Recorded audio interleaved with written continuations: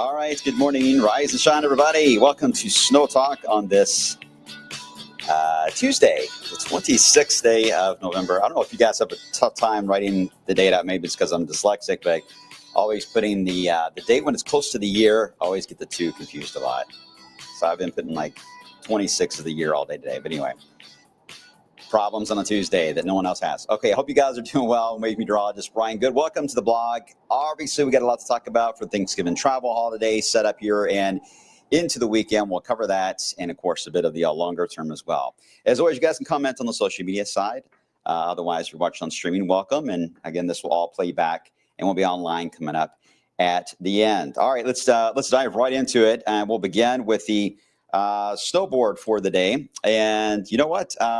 Still a little active. I mean, there's no big systems that I see showing up. So I'm making sure I'm clear on that. Everything looks to be minor right now on all three levels, and certainly for the first one. So, but it's still snow chances, right? This is nice because we haven't really had a December like this that we've been able to have snow chances. Usually we've had to wait until after New Year, sometimes the second week of January before we can get too excited about any type of snow chance. So this is a little bit of a bonus. And it is very, again, reminiscent of 2010. 2010, December is looking very similar to what this setup is looking like. And the rest of the month for that period, by the way, did feature just a lot of mini snows. We ended up getting snow on the ground about the first or second week of December. And it stayed so cold that we just kept snow on the ground. I remember walking to the parking lot here at the station, and it was just constant every day dealing with salt in the parking lot, watching for icy patches. Everybody's car was gray. It was just the way it was for several days in December, and we ended up holding on to the snow on the ground all the way through Christmas that year. So very unusual setup. Again, it wasn't a big snow month, no big systems. I think the biggest snow we had was 1.6, but it was a pretty month. And I think for those of us that love snow, we want it any time of year, I think. But those of us that are kind of on the fence, sometimes like snow, sometimes don't.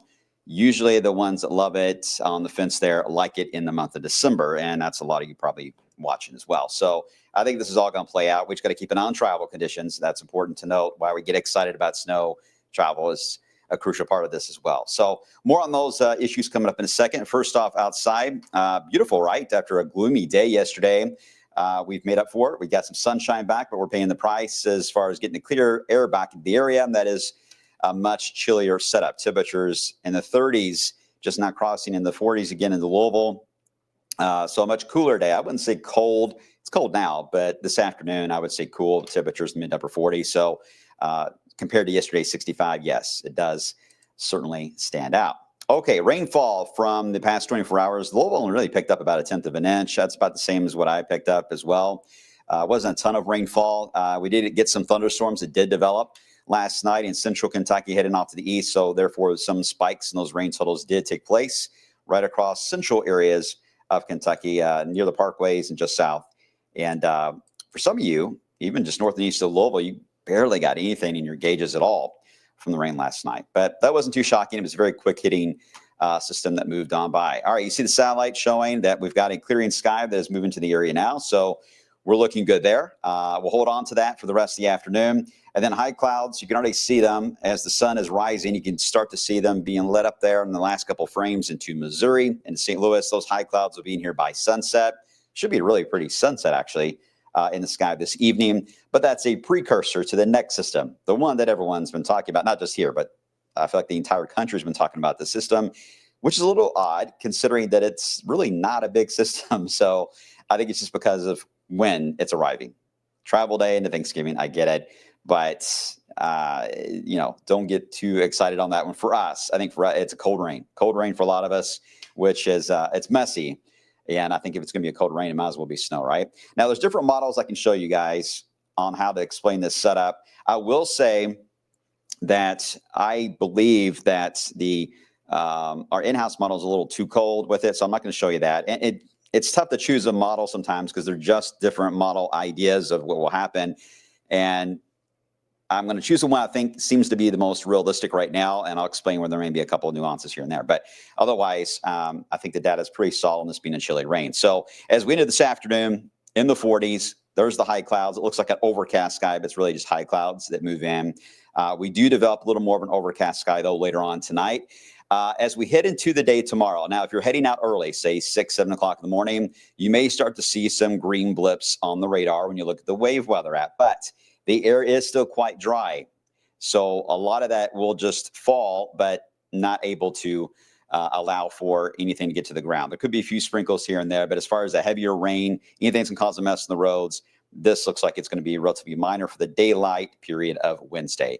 Now, as you travel into Illinois and Indiana, you may see it start a little quicker there than areas into southern Indiana and Kentucky, just FYI. And certainly if you're heading south, it'd be even more delayed.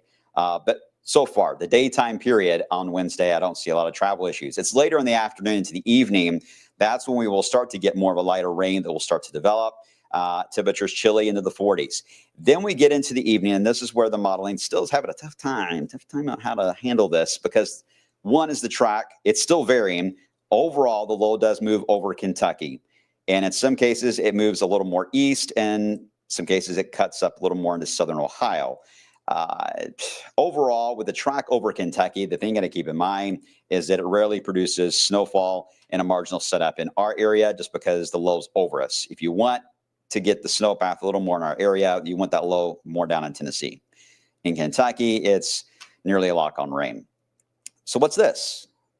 This is what we call bright banding. Looks like heavy rain on the radar. And in some cases, it will be a moderate rainfall, but in many cases, you will see this as a process of what we call melting snowflakes that light up on the radar and turn the radar into a yellow, almost like a thunderstorm scenario is what it will look like. But in reality, what it's doing is showing that the snowflakes are melting, big snowflakes are melting aloft, and you can get some snow mixed in and you can get some sleet. Right now, that looks like it's going to take place roughly near perhaps Lawrence County, Jackson, and Jennings through Cincinnati, but a better opportunity north of that. But I can't rule out just our northern counties may still have some influence of that sleet and snow combination mixing in, but I still am not seeing a signal that gets even you guys down to the freezing mark. You stay above it. So accumulations will be on grassy areas at best. Roads will be just wet. But boy, what a cold rain, right? So the majority of the rain too looks like it's going to fall while some of us are sleeping and some of us are cooking, or at least putting the turkey in the oven.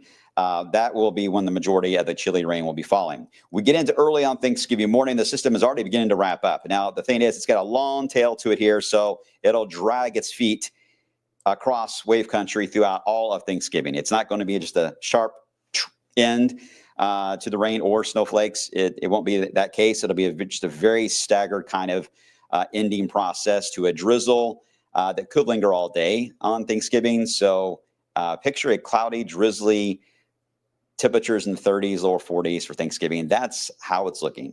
To me, it sounds perfect to eat turkey and to just stay inside, in my opinion. All right, so and watch a lot of games on TV, right? And the parade, and got the dog show. There's a lot to do. So it's going to be a good stay inside kind of day, which is, I think, is perfect. I think Thanksgiving's when it's 65 or 70 outside, it's just a little rough. Unless you want to escape the family, then it makes sense. Okay, what about the ensembles for this? Well, let me show you the GFS ensembles. This is one of the better ways to really pick out how well a weather model has a handle on a system moving through. And this is the GFS, and these are all the different opinions the GFS has for Thanksgiving morning. And you notice the majority of them that you see are rain. There's only one or two that hint at any type of light burst of snow into Indiana and Ohio. Illinois does not look like it's going to have much of a snow issue, by the way. Angela, for watching. It looks like it's going to be focused more in our northern counties, central Indiana, and just north of Keynes Island and Cincinnati area. That looks to be the spot. If you're going to get any brief grassy accumulation, that's the area that I think is most likely. Otherwise, outside of that, I do not see any big issues with this system rolling on by. Okay, so I hope that helps in easing your mind a bit on travel. Just plan on wet roads, slow traffic, just because of that. Visibility is not going to be great. It's going to be kind of sloppy out there, and just pay extra attention, especially with the majority of it falling at night. If you can travel during the day on Wednesday, you'll have a decent travel day. You'll have just patchy light rain. Okay, but if you wait until the night to travel, it'd be a little more of a challenge to see on the roads. just because of the rain falling outside, and a cold rain at that. Thanksgiving, though, travel, no icy roads, just a drizzly, chilly type of scenario on Thursday. Easy enough. All right. Type 3 for good on Thanksgiving and travel day. Let's see. I don't see right now a decent signal right now for this one, Adam, for you. But this particular event, I'll show you the clipper here in a second. Okay, I'll get to the Saturday Governor's Cup in just a second there, Daniel, because I know it's going to be big. Hey, Steve, over in Fern Creek. Well, good. Welcome to the blog, and thanks for watching on YouTube. Appreciate it. Thanks, Steve. Okay, so let's get right into everyone's got a lot of threes. Good. All right, this is an easy system. This is nothing dramatic, so I don't want to spend too much time on bogging guys down on this particular system when we have something a little more exciting to talk about, and that is going to be the Saturday Clipper. Yay! Okay, so here is the Euro. There's that wave for Thanksgiving. Again, you can see a little patch of blue that is showing up. I like where it's drawn, even on the Euro. It signifies that southeast, south central type of area of Indiana into central Ohio. Basically, where you saw that bright banding again, that's where again you get some snowflakes and some ice belts may mix in with that. Otherwise, this is going to be a thing of the past by the time we get into Black Friday. Will be a colder Black Friday. I think right now temperatures will be in the 30s. We're looking at sunshine for Black Friday, but the wind chills will be in the 20s.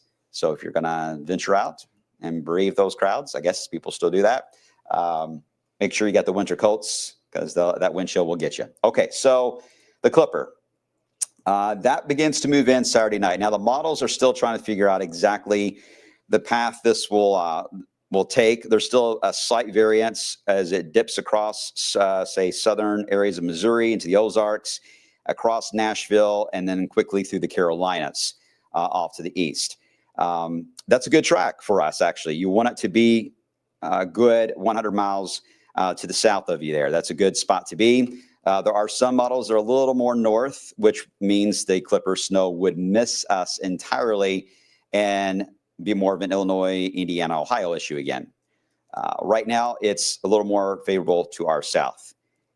These do tend to trend north as you get closer in time. Just keep that in mind. So if it were to trend even a little more south, I wouldn't be mad. I wouldn't hate it because it would still mean a little bit more of a switch back north again. So that has to be worked out. But what is interesting about it, it is a fast mover. It's a Clipper. It doesn't spend a whole lot of time in any one area. It just zips on by. It's only a few hours Saturday night into very early Sunday morning.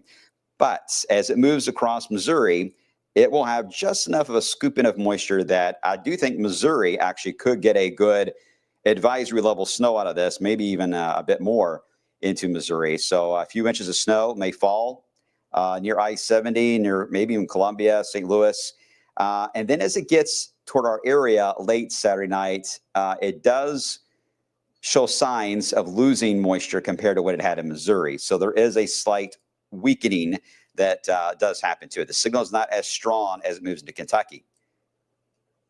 And before you boo me, there's one thing that could save this, though. And we're trying, it's on life support, but the one thing that can save it is the fact this is Arctic air that is moving in. So the snow ratio is going to be roughly about 15-1. First time we've been at that level since last winter. So when this moves on by, it only has maybe 1/10 of an inch of liquid to work with, but you can fluff that up, if you will, as it moves on by, and you can get a little bit more snow out of it versus if it were just a typical above freezing type of day and it were rain moving in, it would literally be what we had briefly last night for just a very light rain. So because it is Arctic air, and even though it is losing moisture, still, I think it could get up to 1 inch of snow out of this, maybe a touch more in some spots. Clippers are known for surprises. And so they do tend to enhance a little bit when they make that little turn. I've seen that happen many times. Now, the model right now wants to enhance it over Missouri. It wouldn't surprise me that still may try to enhance a bit into Kentucky. A couple of bands will. But I think it's going to be a pretty snow. And it certainly will stick. And it will cause, this time around, yes, this will cause icy roads. And the reason for that is that Saturday morning, we're going to be in the teens and lower 20s. So we're going to start to lock up the ground, get it cold. If we didn't have that, first, then I would be a little suspect on how much of this would be a problem. But we're going to get cold early Saturday. We do get above freezing Saturday. And then this rolls in and we quickly go back below freezing. But the ground's getting colder. So this time around, it's going to stick to the roads, your sidewalk, and to the grassy areas. Now, it's not going to be a big snow, but an inch of snow around here could cause problems. If you're heading out early on Sunday for services, make sure you're aware of that and stay close to forecast changes. And if we see that this is going to cause some slick roads, even if it's an inch or less kind of ordeal, we may end up flagging this for an alert day to make sure you guys are aware of that and stay up to date on it. Okay, so that again looks to be late Saturday night into Sunday. Moves in, moves out. Now, the next piece that was scheduled to arrive on Monday, I will say it's not as strong of a signal as the Saturday one at all. It's very weak, and the models still don't know if they want to take that straight down and follow the cold line down toward Louisiana and fade it out, or hold on to it just a bit longer and then move it down later into next week, but you'll see what happens when that takes place. So there's still a little bit of disagreement, but right now I think the Monday light snow chance is fading away. Sorry, kids and teachers, if you're watching. But maybe it would show up in the middle of the week. And that's what the Euro likes, is it brings in another Arctic front that would then bring in a round of some snow, high ratio snow again. This time around, it would be Wednesday night into early Thursday. That would dive into the area and reinforcing the cold air once again. So it's an interesting setup, and they all have a cause and effect, as always say on systems. One affects the next one and the next one and the next one. So if we were to get an inch of snow on the ground Saturday, that will certainly influence this one and could influence the track slightly, and certainly would allow it to be all snow and could cause, it could even be colder than what the models have been indicating. So it could be another higher ratio event. So we got to get through Saturday to really know how Wednesday will play out, but just looking at it on paper, that's the way these seem to be spaced out for now. And until they get a lot of moisture or slow down, they need to slow down. They can't have a lot of big snows with them. They're moving too fast. If you want a big snow, you got to slow these babies down.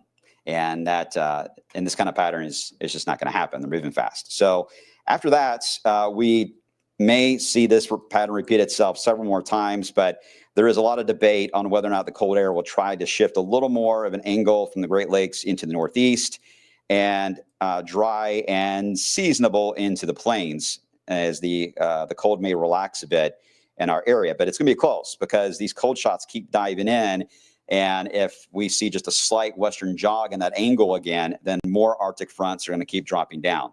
And it's possible that could build back again to the west. It comes and goes in the data. So we'll see how that trends for the rest of December into the Christmas holiday. Right now, the teleconnections that we use to kind of forecast long-term weather patterns, they are all favoring a relaxation in this as December evolves. But I think you have to go with that with a lot of caution.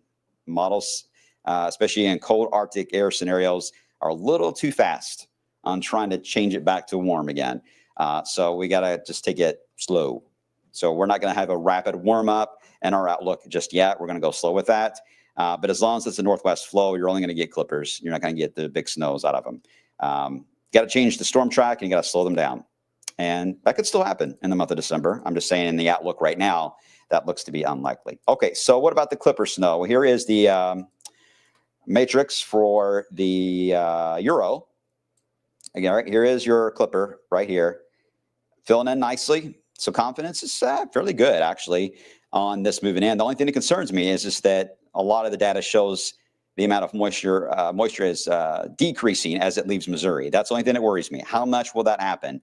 If so, then that may lead to a much lighter snow event. But still, with Arctic air, man, I have really seen these things overachieve many times. So I think it's interesting that there are some blues that are showing up, which indicate a little bit more of a 2-inch or so snowfall that's trying to hint on that clipper. So can't ignore it. Can't ignore it. It's not off the table yet. So this one could, again, get flagged for an alert day if we track it. After that, well, again, the Euro just doesn't know what to do. I mean, it's all over the place. As I always like to say, it's a game of Tetris beyond that. So confidence is low. All right. What about the GFS? How does it see the clipper? Well, it's a similar track, a little bit of a speed difference. And why it's not over Kentucky in every one of these frames is because it doesn't either have it at all moving in, dries it up completely, or it's slower, as in it arrives more Sunday morning, say at 6 a.m., Some move it in as early as Saturday evening at 4 or 5 p.m. So it's a speed difference there. But overall, GFS has got a light snow signal of the Clipper moving on by. So I like what it's doing. So it's decent. It's not a bad setup overall on these data points for the Clipper there on Saturday. So, all right. So there's where we stand on that. So here it is on the actual 10-day itself. We're going to go with about 35. And then once we get snow on the ground, we'll have a better idea on temperatures on Sunday and Monday. But I'm telling you right now, if we get snow on the ground, even an inch, Saturday night, we are not going to get out of the 20s for a couple of days. We're going to stay cold, guys, cold. And wind chills will have no problem being around, say, 7 or 8 above zero for Monday morning. Could be very cold Monday morning. So that Clipper on Saturday is a catalyst on how the rest of really the 10-day is going to look. And then you can see that second Arctic front that'll move in. It will likely trend colder as we get closer in time as well. But we can't get very high percentages on these snow chances yet. We'll keep them low. All right, Cody, is that near Louisville? Yes, that will be near Louisville. Hi, Brandon. How you doing? Traveling from London to north of Lexington, Louisville, and Southern Indiana could be hazardous on Sunday. It could be. It could be slick. It depends on how things are treated. I'm sure this is a setup with it being dry before the system moves in. They can put brine down the roads. They can pre-treat them. So there is some advantage of there being dry weather pre-treat. So, but yeah, be careful. If you're heading into Sunday afternoon, I think you may have the sun maybe on your favor and may help on trying to dry out treated roads to where just side roads may be a little slick. This is not going to be a lot of snowfall, but even an inch around here causes big problems in Arctic air. It can make it really slick. So, and that could be a pain. I'm even walking to the car. So just use some caution out there. Are we still expecting a change, an oscillation toward a warmer pattern on Christmas and New Year's? Yes, Todd, it's still showing up, but I'm suspect of it because it's not a signal that shows warm. It just doesn't show a strong cold signal, if that makes sense. So in translation, how we're interpreting it is that the cold will ease. So that's why I'm leery to say a warmer pattern, more so as the cold will ease, which would take us a little closer to normal, which will be in the 40s. So that's the way it's looking now, Todd. We'll see. We'll see on that one. Hi, Angela. Peoria on Thursday. I think it's anything you got on the wintry side is going to be away from Illinois, Angela. So I think it's Indiana and Ohio for Thursday. I don't see much happening for you on Thursday, which is good. So safe travels. I think we'll have just a cloudy sky, maybe some drizzle, which sounds lovely, right? By the way, for the game, I forgot to cover that for the Governor's Cup on Saturday. It does look like the snow would arrive after the game, but wind chills for the game, I would say be about roughly 19 to 24, even colder, closer to the 19 for tailgating, closer to the 24 during the game for the Governor's Cup in Lexington. Just be mindful that Clipper's moving in Saturday night. So if you're going to hang out in Lexington for a while, visit with friends or family, and then you were planning on heading back west to anywhere in central Kentucky, just be aware light snow will be moving in. So you may want to plan to get back before you get to sunset. That way you can avoid all that mess. That's my advice, but you guys are in control of that, right? All right. Let's see. Renee, is this a situation to drip faucets? That's a good question. If we get some snow on the ground, that 19 you see there will be lower as well, probably about a 14 instead. And that would put it to the point where if you have a cross space, especially, you may want to drip them. But we'll keep you posted on that and advise you. All right. So that's a good question, Ray, but we'll be watching it. If you're prone to issues with that in the past, then you kind of know probably what the threshold would be where you probably would need to do that. All right, okay, 2 more questions, and I got to run because I'm running behind today, as always, guys. Always, I need like 3 extra hours in a day. Kristen, hi. What about snow on Christmas? Still a chance? Well, I always feel there's a chance of snow on Christmas, but that's a little kid in me. So right now, I think you'll be all right. It does look like it'll be a chilly pattern, but we don't know yet on snow. Way too early. And DJ, are you doing SnowTALK tomorrow? Of course I am, DJ. I will be here. All right, guys, I'll end it at that. You all be safe. Take care of each other. And we'll see you guys coming up on midday at 11 a.m. All right, take care.